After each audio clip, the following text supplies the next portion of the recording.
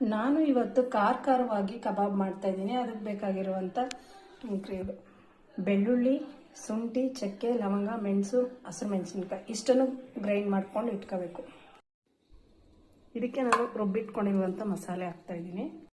ನಾನಿದಕ್ಕೆ red chilli powder ಹಾಕ್ಕೋತಾ ಇದ್ದೀನಿ.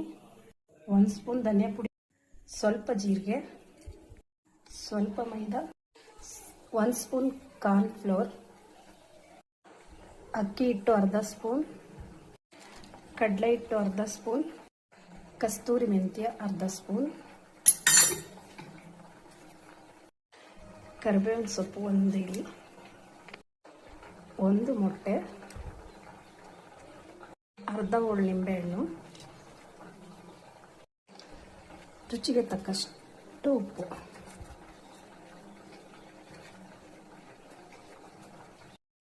ಇದಕ್ಕೆ ಸ್ವಲ್ಪ ಅರಶಿನ. ನಾನಿಲ್ಲಿ 1 kg ಅಷ್ಟು ಚಿಕನ್ ತಗೊಂಡಿದ್ದೀನಿ ಕಬಾಬ್ಗೆ. ಈಗ ಇದನ್ನು ಕಬಾಬ್ಗೆ ಮಿಕ್ಸ್ ಮಾಡ್ಕೊತೀನಿ.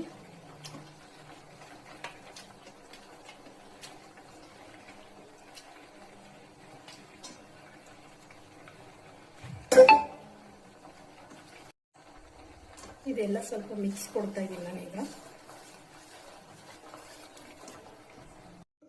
ಇದನ್ನ ಹಾಗೆ ಸ್ವಲ್ಪ ಹೊತ್ತು ಮುಚ್ಚಿಡಬೇಕು. ಕಬಾಬ್ಗೆ ನಾನು ಫ್ರೀಡಮ್ ಆಯಿಲ್ ಎಣ್ಣೆನೇ ಯೂಸ್ ಮಾಡೋದು ಯಾವಾಗಲೂ. ಕಬಾಬ್ಗೆ ರೆಡಿ ಮಾಡಿರುವಂಥದ್ದು ಮಸಾಲೆ ಎಲ್ಲ ಈಗ ಚಿಕನ್ಗೆ ಚೆನ್ನಾಗಿ ಹಿಡಿದಿದೆ. ನಾನಿವಾಗ ಒಂದೊಂದೇ ಇದನ್ನು ಎಣ್ಣೆ ಒಳಗಡೆ ಹಾಕ್ತೀನಿ.